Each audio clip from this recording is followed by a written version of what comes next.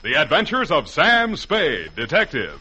Brought to you by Wild Root Cream Oil Hair Tonic, the non-alcoholic hair tonic that contains lanolin. Wild Root Cream Oil, again and again, the choice of men who put good grooming first.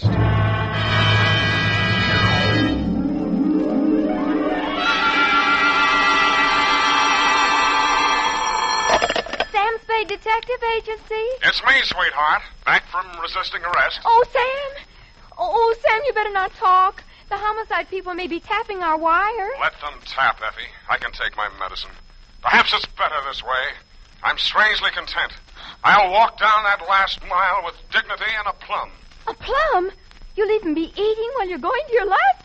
Why not, Effie? Why not? If this caper was to be my last, then so be it. It brought me everything a woman's passionate love.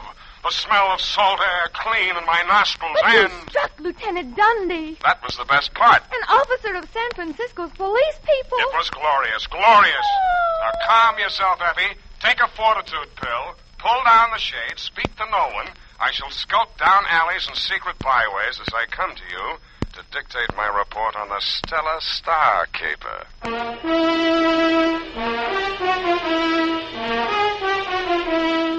Dashiell Hammett, America's leading detective fiction writer and creator of Sam Spade, the hard-boiled private eye, and William Spear, radio's outstanding producer-director of mystery and crime drama, join their talents to make your hair stand on end with the Adventures of Sam Spade. Presented by the makers of Wild Root Cream Oil for the hair. Mom, don't look now, but school days are just around the corner. So I'd like to suggest that every day, before the children leave for school, you remind them to get that neat, well-groomed look with Wild Root Cream Oil Hair Tonic. Wild Root Cream Oil not only grooms the hair neatly and naturally, it also relieves dryness and removes loose dandruff. So for the children, for Dad, and for yourself, Mom, get Wild Root Cream Oil Hair Tonic. Now in a new 25-cent get-acquainted size. Wild Root Cream Oil Hair Tonic, a friend of the family.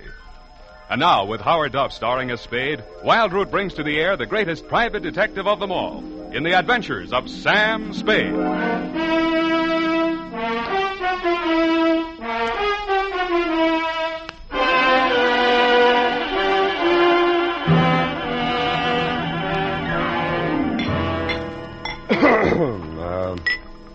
Date, September 5, 1948.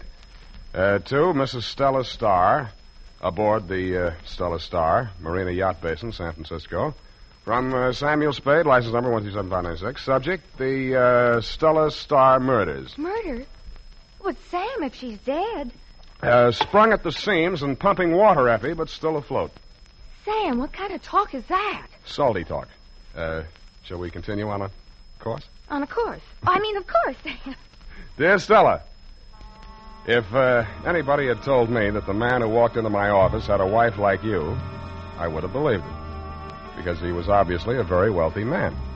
He was wearing a very expensive skipper's uniform, $1,000 worth of Leica camera, $500 worth of binoculars, a platinum bosun's whistle with a star ruby mounted in it, and the goatee. I'm a very wealthy man, Mr. Spade. I do not say that in boasting, but as a point of information. Thanks. I like to get as many facts as I can from my clients. Your name? Starr. J. Wellington Starr, master of the schooner Stella Starr. Name for my dear little wife, sir. Her picture? Mm-hmm. Mm-hmm. Yes, indeed.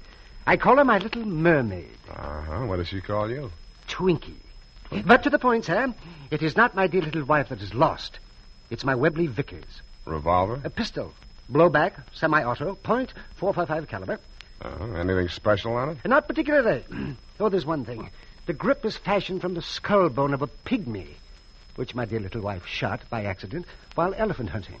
Pygmy elephant? No, human. I'm quite fond of the pistol, both because it's a good gun and as a reminder of happy days in the African bush. Here's the picture of my dear little wife in her hunting togs. Mm-hmm. Is that the pygmy standing next to her? Yes, before the accident. Poor little chap. Was quite melancholy all the morning. Well, sir, when you've found my Webley, bring it round to the yacht. We're moored in the Marina Basin. Have you reported this to the police? Oh, good heavens, no. Why not? It would mean no end of bother. Might even hold up my port clearance. Undoubtedly merely a matter of a crewman needing money. Filched it from my quarters and took it to a moneylender. Don't you imagine? Well, I'll give it a buzz. My fee is $25 a day. The gun worth that? I'm a very wealthy man, Mr. Spade. Well, then make it 50. We settled for 35, and he left. After a leisurely lunch at the Blue Bottle Bar and Grill, I asked myself, if I were a seaman who wanted to unload a hot gun, where would I take it? Well, that narrowed the field to about a half a dozen friendly waterfront pawn shops. It took me about an hour and a half to check Friendly Sam, Friendly Rufus, Friendly Tom, Dick, and Harry, and Joe Friendly's place. If your husband's story was true, I was sure I'd find the missing gun in one of these places. But I did. Yes? Something? Got a Webley pistol in here lately? Foreign gun, bone grip? Oh, I got all kinds of guns. Foreign, domestic, Japanese. All types handles. Bone, ivory, plastic. Take your pick. Choose it what you like it. Let me see that one there. That I can't sell. The ship ain't sailed yet. I got news for you, Joe. This one's hot. A living newspaper he is. How do you think I keep this place so warm with the fogs rolling in all the time? Who pledged it? Nah. Funny thing, I forgot to write it down. What's your interest? What's your name? Spade. Sam Spade. Private eye detective. The very same. Take it. An honor to be in cooperation with you. You'll sign my guest book. A pleasure. Thank you, Joe. Well, Sam Spade. Good night, sweetheart.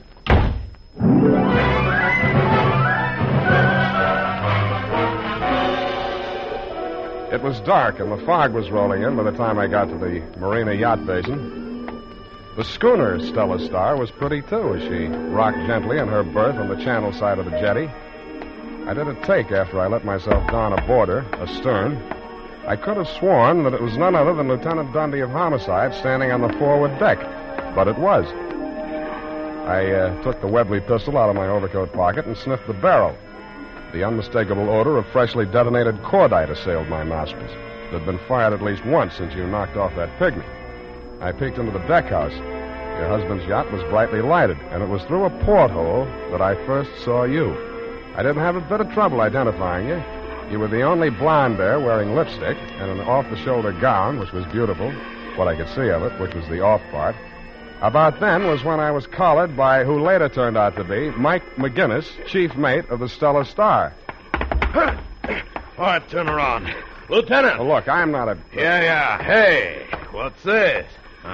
Lieutenant! All right, come on, you. Who's that? Mike McGinnis, Lieutenant. Found this guy hiding on that cruiser to our starboard. Oh, good work, McGinnis. Have a gun on him, huh? Yeah, a Webley Vickers. That's it. Well, now, what's your name? Huh? Yeah, Dundee, it's me.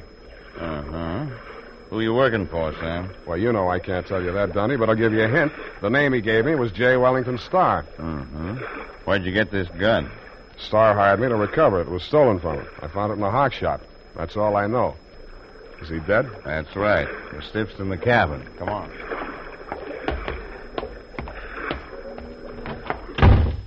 Good evening, all. Oh, now, please. Now, Mrs. Starr, we mustn't be hysterical. Do you identify this man? Oh, that's him. The face, the porthole. He was wearing a gray hat, I remember now. Now, that's a very serious statement, Mrs. Starr. Are you absolutely sure of your Oh, identification? Lieutenant, that's the man who shot my husband. I never forget a face. Oh, now, please, Mrs. Starr. Mrs. Starr. Why this perfidious formality suddenly? Well, look, Dundee, you don't seriously... Sam, I don't know what to think. That is I true. Nodal ballistics tell me the slug in the body didn't come from this gun. Oh, well, it did, Dundee. Oh, you see, he admits it. Is that what you're doing, Sam? Oh, I don't make any statement without my lawyer, but this gun smells like cordite, and this dame here smells like frame. What's she got against you? I don't know. I never saw her before in my entire V. Oh, Sam, how can you say that? After all we've been to each other, the promises you made. We're in this together, darling. You shot him. All right, but because I inflamed your passions. But I'll stand by you. That's the only You're decent a fine, brave little woman. Now, Mrs. Starr, I'd like you to make that statement again. This time we'll write it down. Oh, must I, with poor Twinkie's body lying there so... Sergeant, pull out. Get this stiff. Take it away.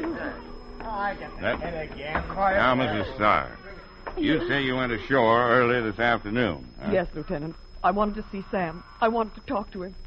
I wanted to tell him that it was all madness and could never be. But I disagreed. We met at a little restaurant off the beaten track where we often meet. What restaurant was that, Mrs. Starr? Well, just a little Italian place near his apartment. No, just a small place. It just says pizza. And they draw the curtains across the booth. Iron curtain, Dundee, and I always arrived in disguise wearing an iron mask. Oh, Yeah, Sam. continue. When you left the boat, you took something with you. Yes, the gun. That gun. Twinkie was so upset. Over Sam, that is. He had threatened self-destruction. I was afraid to leave him alone with this gun and I... Don't stop. This is exciting. Darling, you tell the rest of it. We may as well face it out. The truth is our only hope. Well, okay. Here's the rest of her story, Dundee. No. I can't let you Here's her confess. story. No, I'll... She told me it was all over between us, see? The Twinkie had threatened to blow his brains out. Then she showed me the gun, see? I grabbed it away from her. There was a struggle. Then she pleaded with me. I told her if I couldn't have her, no other man would. She jumped on her broom and came down here to warn him. And that's when I put on my gray hat, cocked my pistol, and made a widow out of her. You got all that, Dundee? Now, wait a minute. You endorse this statement, Mrs. Starr? Why, no. Yes, Okay, Dundee, okay. You got all the dope. Now take me down and book me or let me go home. Well, Sam, I'm afraid I'm going to have to take you. Why, you... You, Stella, were still wearing a puzzled expression under your tear-stained makeup when I embraced you and turned quickly away and said to Lieutenant Dundee, I am ready. You called after me, but I didn't look back. My face was in a mobile mask as with slow, steady, inexorable steps, I walked out into the fog. Lieutenant Dundee cliched along beside me. And another thing, Dundee, I'll nail you for false arrest. Did you ever stop to think how long you've been a lieutenant of detectives? What does Mrs. Dundee say when you come home day after day without a promotion? Pretty story for the papers, too. Gullible Dick, enmeshed in yarn of seagoing glamour girl.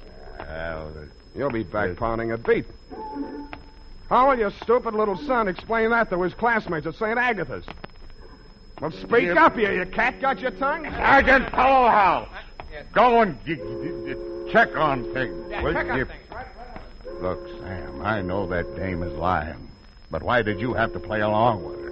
You leave me with Hobson's choice. Yeah, that's smart of you, Dundee. That's shrewd. But look at it this way. Give her enough rope and she'll dig her own grave. There are more ways of skinning a cat than swinging it by its tail. Follow me? Yeah. Combined operations, Dundee. I'll go on the lam, see? Now, wait. Gee, I'll give her a pitch, something like this. I told that story to save your neck, I say. Why, she asked. Because it's a beautiful neck, I say. That's the part where I kiss it all the way down to the shoulder, see? Yeah. Well, Sam, it won't wash. Look perfectly clean to me. Now, be serious, Sam. I can't do it. You shot off your mouth, now you have to pay the piper. Now, Dundee, all I have to do is demand a paraffin test. I haven't fired a gun since that day you scored 48 out of a possible 100 on the police range. And I'll publish that score, too. I had a cold. Sam, are you leveling? I am. You'll be an object of ridicule, the butt of all abuse, target for the night. Okay, Sam. Hit me. Do I have to? I can't look like I let you go without a fight. Okay, Dundee, but I'd like you to know this is going to hurt you worse than it does me. Well, thanks, Sam. Now, take it. No, and watch it. Hey, come back here. Oh, stop me off. They'll never catch me alive. Never.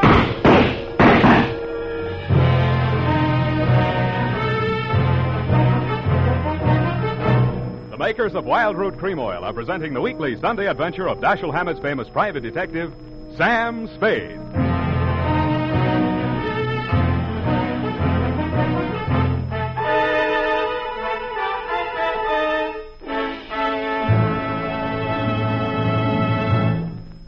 Now, here's important news on good grooming. If you want the well-groomed look that helps you get ahead socially and on the job, listen. Recently, thousands of people from coast to coast who bought Wild Root Cream Oil for the first time were asked, how does Wild Root Cream Oil compare with the hair tonic you previously used? The results were amazing. 5, better than 4 out of 5, better than... What did you want? Confession to a murder if you got one handy. Who? That pig, Wellington Starr? Could be an honor which I don't deserve. Yeah, well, you may get it anyway. Who knows? Could be. You had motive, more than you needed. You were in love with his wife, which adds up to a crime of passion, and he dumped you off in the middle of nowhere, which could add up to a murder for vengeance. But I was not there. You were. I didn't have the pistol. You did. The widow did not accuse me. She accused you. Yeah, she's changed the story. She's accusing you now. That's a lie. She don't going to accuse me. She loves me. Sure. She loves me, too. She loves that chief mate. She loves anybody she can pin that murder on. She loves anybody that can help her make it stick. And the one that's left over gets the jungle treatment. I don't listen to no more bad talk about the Stella. I think you say too much already. I think I'm going to kill you with this. Hey, watch it. Look, I teach you manners when you speak of a lady. I cut you. I cut you in little pieces. Drop the shiv, Rudy. Come on. Get on your feet. Get up. No, I got enough. I told you. They kill me anyway when they find out what I done with that cargo. Then you did carry something. Sure. They had this load ready to go. The regular pilot got malaria. It was a way out. I want to find her again and pay off that pig. So I don't stop in Mexicali. I keep on flying. I got a plan. With $200,000 of narcotics, I'm going to send that pig Star into prison so he don't put his dirty hands on her no more. You mean you planted some narcotics on the Stella Starr? Sure. How did you get that stuff on board without anybody knowing? My Stella, this girl is crazy for me. Get some clothes on. You turning me in? What charge? For now, smuggling narcotics and stealing this plane. The murder's something else again. I got to clear myself. And if I can't find the guilty party, I just soon hang that on you, too.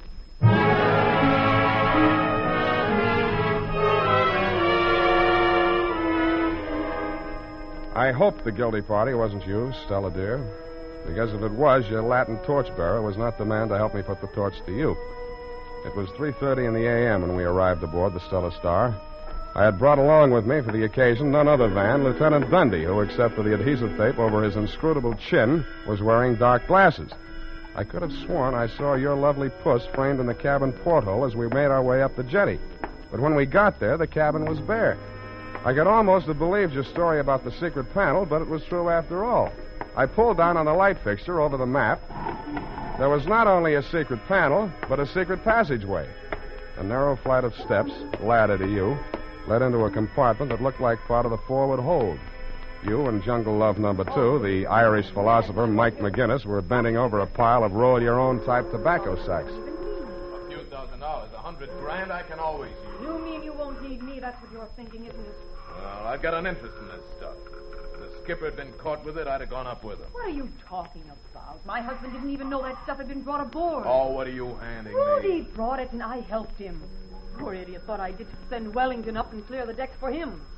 Oh, so that's what you had in mind. Oh, my darling, of course not. I did it for you. I'm going to make the pinch. Easy, Dundee. We want to hear this. Oh, yeah. Okay. I'll believe it when you turn him in for the murder. But, darling, I already told Sam that Rudy did it. Did he? Of course. All right, then that's one more reason for keeping quiet about this stuff. Sounds crazy going all that trouble to frame a man and then knock him off. Oh, it's a better story without it. Oh, darling, you think of everything. Kiss me. All right, I'll take over from here. You're both... All right, come and get it. I'm on my way out. Drop, Dundee! Hit the floor! Sam, is he dead? No, not yet. Mike, can you talk? You just scorched him, that's all. No. It's pretty bad, Mike. Whatever you got to say, you better talk fast. Well, if it's bad, what's the difference? Who killed the skipper? Me. He was drunk. Yeah? Threatening to kill himself. She got the gun away from him. Gave it to me to hold on to. I was going to hide it down here. So I happened to find this cache of dope. I figured he's handing me half of the risk and none of the profit. You figured he's a natural for a suicide verdict anyway, so all you need is the right moment when nobody's around to have it happen. But in the meantime, he came to me about the missing gun, which gave you the bright idea. You plugged him and then hocked the gun so I could find it easy and arrive with a murder weapon on me. Oh, Mike, you did it for me. Yeah, that's about it. Well, you got it, Dundee? Yeah. Huh? How about it? What?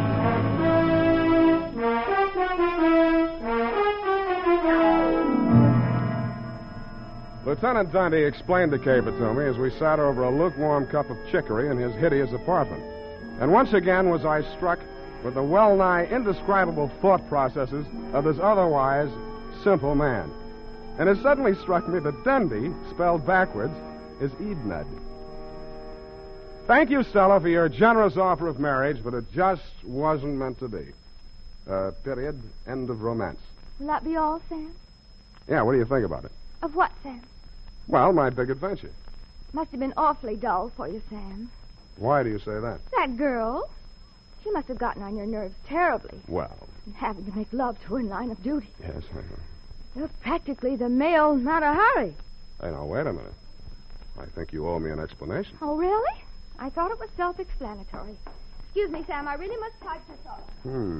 Not a hurry yet. If you're particular about your appearance, then be particular about your hair tonic. Always insist on Wild Root Cream Oil, the famous non-alcoholic hair tonic with lanolin that grooms your hair neatly and naturally, relieves annoying dryness, and removes loose, ugly dandruff. Now, get Wild Root Cream Oil at your drug or toilet goods counter in the new 25-cent get-acquainted size bottle. Also, ask your barber for a professional application of Wild Root Cream Oil hair tonic. Again and again, the choice of men who put good grooming first. The copy is ready, Sam. Will you please indicate your corrections on the margin? In number 4 pencil, please, your smears. What gives? Really, Sam, with the amount of money expended on office supplies in the agency, I cannot be continually wearing out erasers. Of course, you have the right to use any pencil you wish. In fact, it's quite obvious that you'll go your own way anyhow, even if your life is in danger. Making friends with all sorts of riffraff that should be in straitjackets. F. Not my place to criticize, Sam. After all, the choice of your friends is your choice. But any girl who would shoot down a pygmy in cold blood would stop at nothing. F. And as nearly as I can make out, she didn't. F. Don't. You know what always happens. I know, and I can't stop. I just get all wound up, Sam. Come here. No, don't touch me now, Sam. Not after that awful... Come here. No, Sam, no, Come my here, come hair here, and my come here. lipstick. You just... Oh. Oh, Sam. I'll never go where flamingos fly, will I? I got news for you. Get your hat and coat, purse, gloves, and face on. They're all on. Didn't you notice? Oh, I thought you were gaining weight. Where are we going? Where flamingos fly, on the jukebox and all around the walls, called the Flamingo Bar and Grill. Oh, Sam. And do they have exotic drinks and everything? Sure, and free oyster crackers. Oh, lovely. Come on, get a move on. The Blue Plate Special goes off at 9:45, and it's cream tuna on rice tonight. How nice. Good night, Sam. Hey, wait for me. I had cream tuna for lunch. Good night, Sam. Hard to get, eh? Well, two can play at that game. Good night, sweetheart.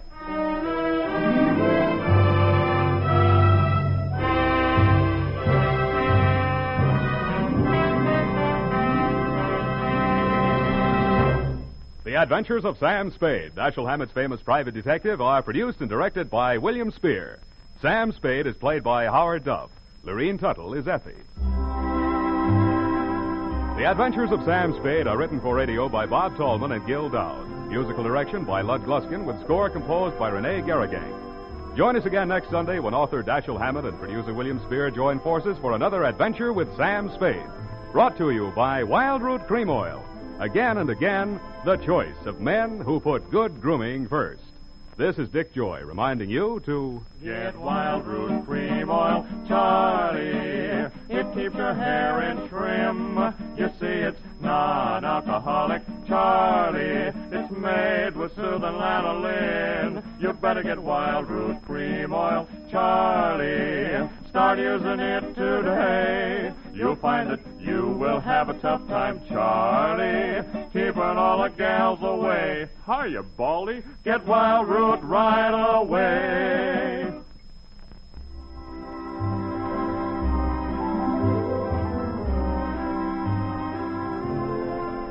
This is CBS, the Columbia Broadcasting System.